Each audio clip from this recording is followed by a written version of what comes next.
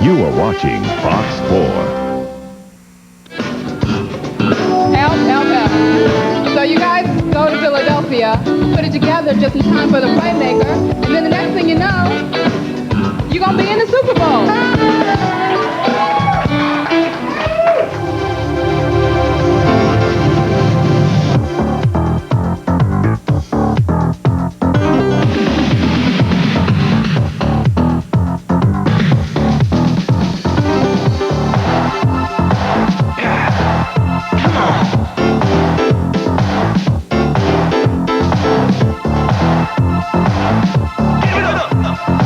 From Planet Hollywood in Dallas, with Deion Sanders and Pam Oliver, this is Call It Like It Is. Tonight's guest, the Playmaker, Michael Irvin. And now, here's Pam and Prime.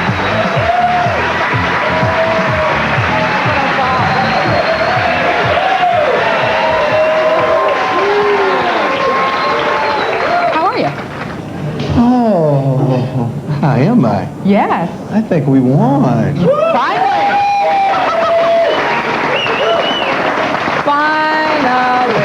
Hey, we needed that game. I think if we would have lost that game, you'd have seen the brown paper bags coming out. I'm trying you know to what I'm tell saying? you. Hey. I'm serious. This gentleman by the name of Chuck Bednarik. You've heard of him, right? Oh. Chuck who? Chuck Bednarik. Bednarik. Right. Bednarik. He was a two-way player back in the day. Right. He thinks he was a real two-way player because he played like two tough positions, linebacker and center. Right. And he's been giving you a lot of grief here lately. He's been about giving your me little attempt to do both. He's been giving me a lot of grief. Yes, he has. I mean, I really think the old guy, that was his claim to fame. Right. And I think he's deeply hurt because someone has taken his claim to fame. But, Chuck, if you're out there, man, just leave well enough alone. It's over for you, man. It's over. You know what I'm saying? You know? Yeah. Let me be. I'm just trying to help my team any way possible, okay? Leave me alone, man. That was your best game so far. I mean, doing both. Well, I think in your eyes it may be my best game so far. Well, you know, we got a special guest tonight. Yes, we do. Special guest, and I can't wait for him to get back on his team so I can get this monkey off my back. Exactly. You know what I mean? He happens to wear the number 88. Maybe you've heard of him. Michael Irvin. We'll have Michael and more in just a minute. Stay with us. Call It Like It Is. We'll be right back.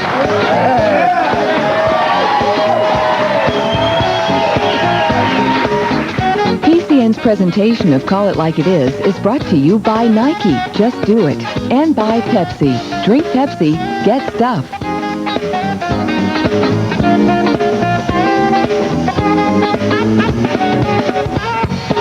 Fox 4.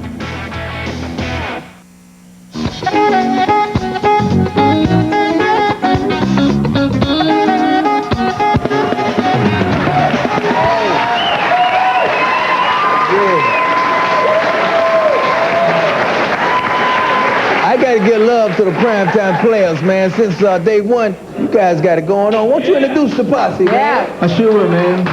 The posse here. On keyboards, Utaka Myers. Yeah. On saxophone, Mr. Keith Anderson.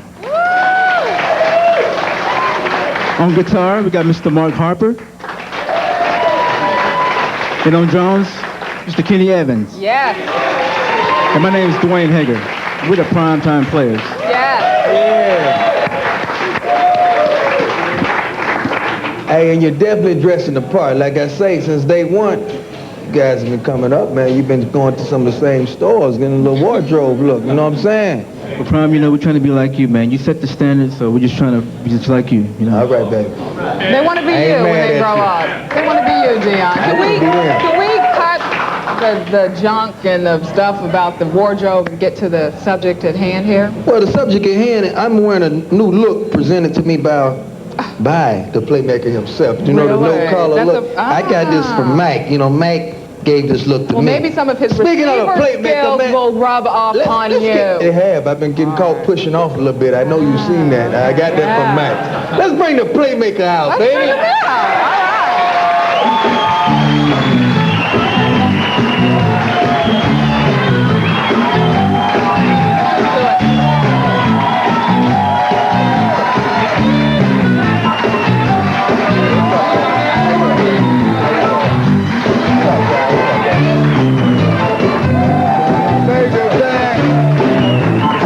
Hey, come on, man.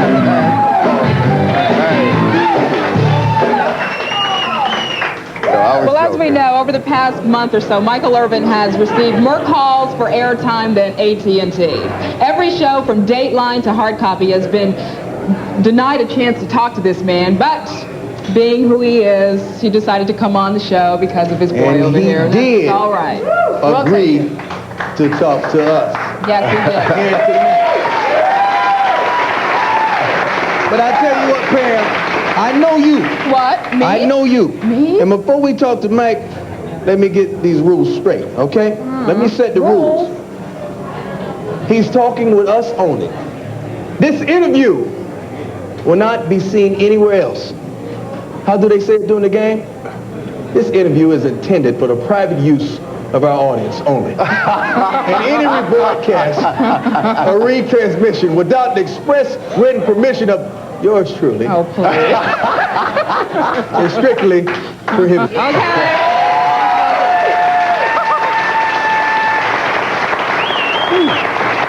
First of all, Mike, I need you, man. I need you, man. They've been doubling me. They've been jamming me. They've been killing me out there at receiver, man. Doubling. I appreciate what you do now, man. Yeah, okay. I really do. Let me tell you this though, Tom. First of all, man, Monday night.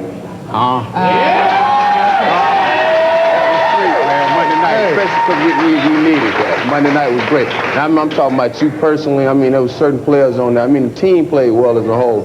But there were certain players on there, man. That was the first game out of all the games. I couldn't sit down. All the other four I handled fine. You know what I mean? I handled them fine. But I'm like bouncing off the walls, man. I'm riding the stairmaster at home. And you know, my wife said, "You gonna tear it up, baby." I'm just boom, boom, boom. I said, "Let me calm down." Speaking of the wife and you being at home, you talked to me last week about you've had a lot of time since you wasn't participating in the first 5 games to be at home, spending a lot of time with your daughter. Yeah, I have had a lot of time spent with my daughter, and I don't let you know my wife's pregnant again. I don't know if I told you that. All this time I've had home. So you have been working. You haven't been working for the Cowboys, but you have been working. All this time, I mean, I was like, well, might as well have more kids, I guess, you know. So yeah, it's been really enjoyable. I tell you what, though, man, I thought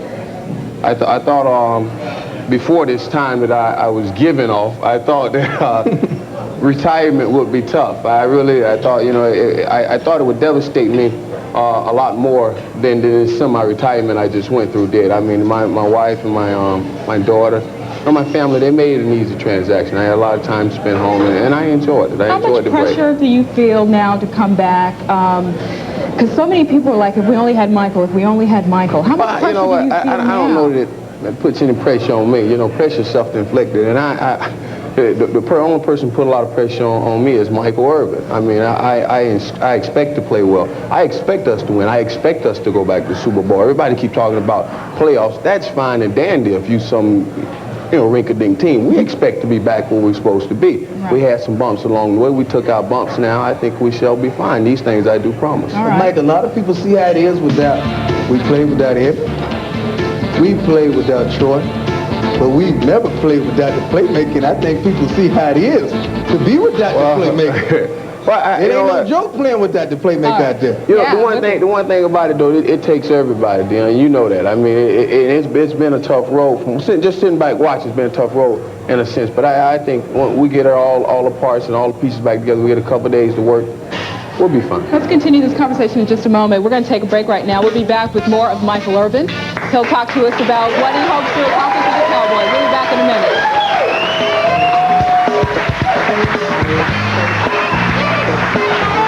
Michael Irvin needs to be there. He shouldn't be cheered. He should be booed, but he'll be cheered because he saved the Cowboys. I'm kind of disappointed in what he did, but it'll be good to have him back. Well, I'm sure Cowboy fans will be glad to see him come back, but the perception is that athletes are above the law and have their own set of rules. I'm disgusted with Michael Irvin, with the Cowboys. Way too much hype, way too much drugs, way too much sex, the illicit stuff. I think everybody's sick of it. He will help the Cowboys out. They will cheer him, and they will forget all about it within the next week, and it'll be done.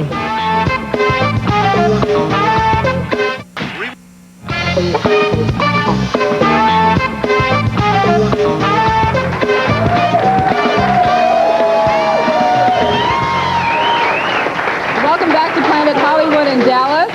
I'm Pam Oliver, and he's... You know me. We're continuing with our exclusive conversation with the one and only Michael Irvin. Michael, can you tell us some of the things that you learned about yourself, about people, about your team? Well, you know, Pam, that's good, Pam. Pam's trying to open up this thing. That's good. That's Barbara Walters special. That's I would be Barbara Walters special. That's okay, though, Pam. I tell you what, and I would sit here and say, you know, that every situation is something to learn from. You know what I mean? Every day is something to learn. And of course, I've learned something through what I've been through. I've learned a lot. I learned a lot about myself. Like I just talked about earlier, you know, I learned that I am more ready for retirement, or more ready to sit back and relax and kick it with my family, more so than I thought I was. So there's something to learn, and I think I learned that more than anything. I think that's the most important thing for me to realize what my family means to me, and I am ready to sit back and spend some time and get old. Get old. Yeah, I'm getting old. You're in your prime. You're the playmaker. You're in your prime. Your expectations, Mac. I mean, you know, we talk all the time, and I know you. So I know this first game you coming back, you're expecting about 10 to 12 balls and about 100 and something yards. Most definitely. You know, as soon as my suspension ended, it was midnight, right around midnight. You know, I went right to the locker room. 12:01, I'm in the locker room. You know, I went, just looked around. Went in your locker, read all your little notes, you know what I mean? I see the little note hanging out. Oh, who write him? You know what I mean? Of course, y'all was just coming back from Philadelphia. Then I wrote my own note and left it and slid under Ernie's door. Ernie, I'm back. Draw up my plays, please. And I tell you what, one thing I have been sitting home watching it, and it's been making me so mad. You know, when teams blitz the way they've been blitzing us, that's almost a lack of respect. That's an insult. These things, I promise, shall stop. Oh. But the thing about these things, I promise. The thing about teams blitzing us, as of now, Troy didn't have a guy who he really had a lot of confidence in. Yeah. But now, with the playmaker back, you're not going to blitz us because we got you out there now. And on third downs, we have you to go to. And he has his go-to guy back in the security blanket. So I know Troy. So it's that simple. Troy would be the happy. Simple. It's simple on Troy's mind. Okay. Because I seen Troy drop back on third down, and he eyed his receiver down the whole route, Eric Bjornsson, and they broke it up. Yeah. Right. Troy usually don't do that. All right. I mean, he usually boom, boom, boom. He know where Mike is going to be, and he know Mike is going to get open. It's that simple to ignite your offense with one guy. It really is that simple. Yeah, well, you know, the thing with Troy, Troy's been great through it. You know, I talked to Troy a couple times, and I wanted to personally apologize. I said, well, I'm sorry. Like that, man. He's like, no, I'm all right. Just don't come back and leave me out there. Make sure you're ready, you know.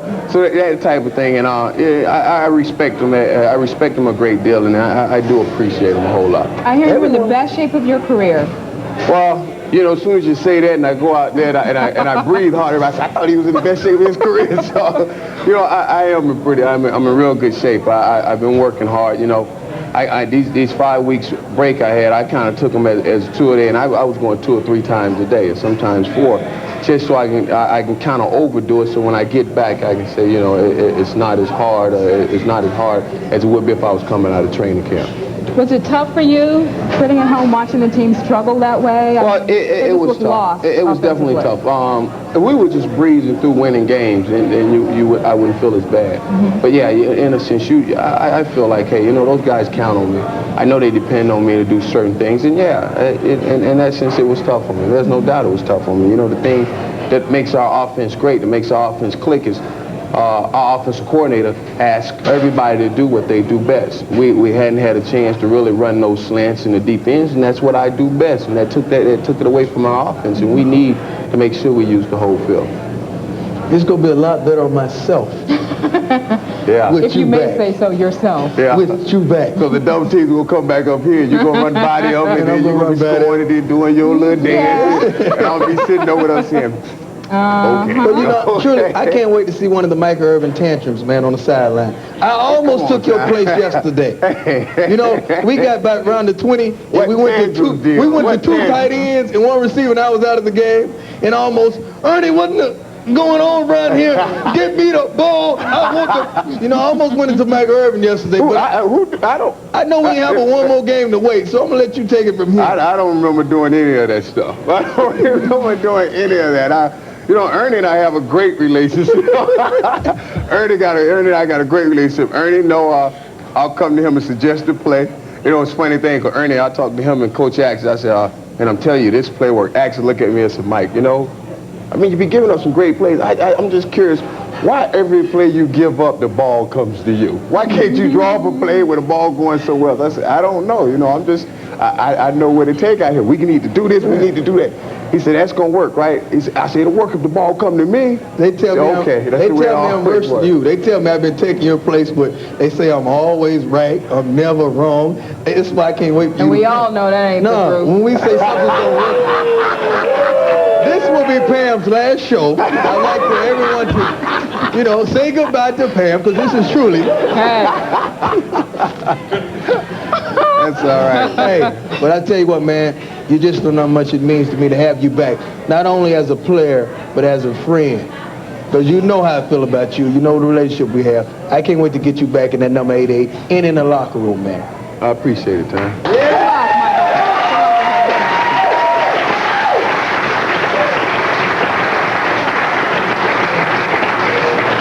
When we come back, we'll have a very special Pepsi Quick Slam. You won't want to miss this. Very special. Deion and I got to hang out with some of the kids at one of the local hospitals.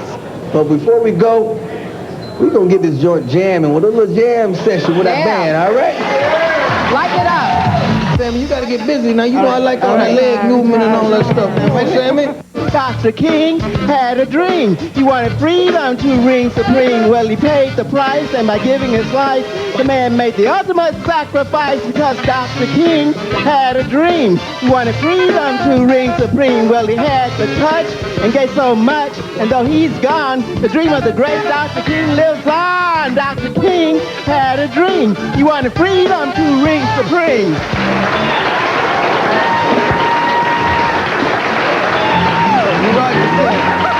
Four.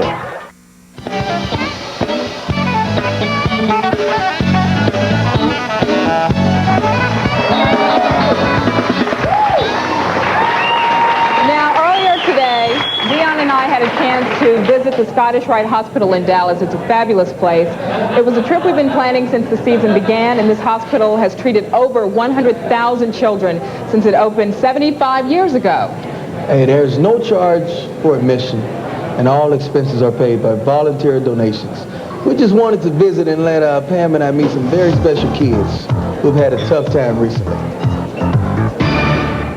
From the outside, it looks like just another tan building north of downtown Dallas.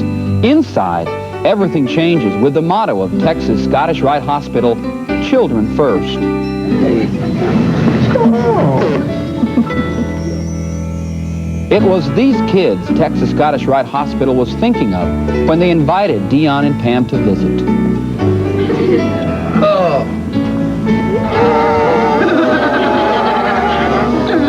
How are you feeling today? All right. Good. I'm not going to make a speech or nothing. I don't want to do that to everybody. Anybody have any questions or anything you want to know? Not going to win it? We're going to try our best. We did last night, so that was a big win for us. Today, the hospital provides ongoing care for more than 11,000 children free of charge. One of the nation's leaders in providing treatment of orthopedic disabilities, hospital administrators also recognize the powerful recuperative powers of a positive mental attitude. Good. You got a big old smile on your face. It's very meaningful, and it really does a lot for their recovery. We see them brighten up after he's been here, and it's very meaningful to the children. We couldn't be more pleased to have them. Oh, yeah, I think the kids understand it. You know, even though people don't think they do, I think the kids really understand it. In their own way. Yeah, in their own way. Thanks. What a great hospital this is, huh? Yeah, it is. We've been coming for 4.5 years now. Many of the children here have congenital orthopedic problems, scoliosis, congenital dislocations, orthopedic injuries, and disease. On this evening, however, these were not tears of pain, but smiles and nervous laughter, because on an occasion like this, words just won't do. What'd you tell him when you saw him? Hi. I didn't know what to say, you know, I was kind of speechless. It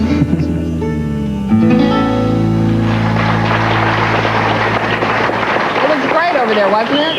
They're great. I mean, that's the inspiration to see kids who aren't as fortunate as let us know truly how blessed we are. It puts life in perspective. And very, very perspective. Thanks to those folks for having us. We'll be back in a moment with more Call It Like It Is. Stay with us.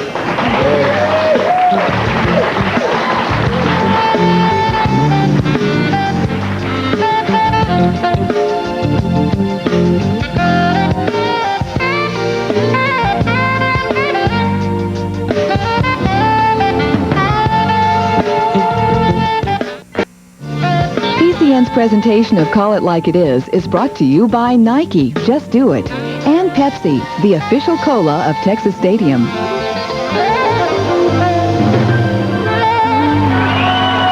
Hey, good show today.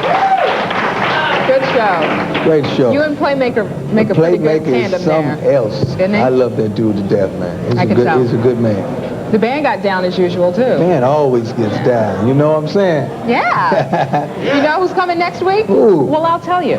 NASCAR legend Dale Earnhardt is going to be Dale Earnhardt? Yes. Ooh. And Pam from Martin. My aunt. That's the way I talk. You know what I'm saying? Tashina Arnold will be with us. Ooh. Yes, she will. All right. Hey. Let's party. Let's do it. We'll see you next week. You know the routine. Bye-bye.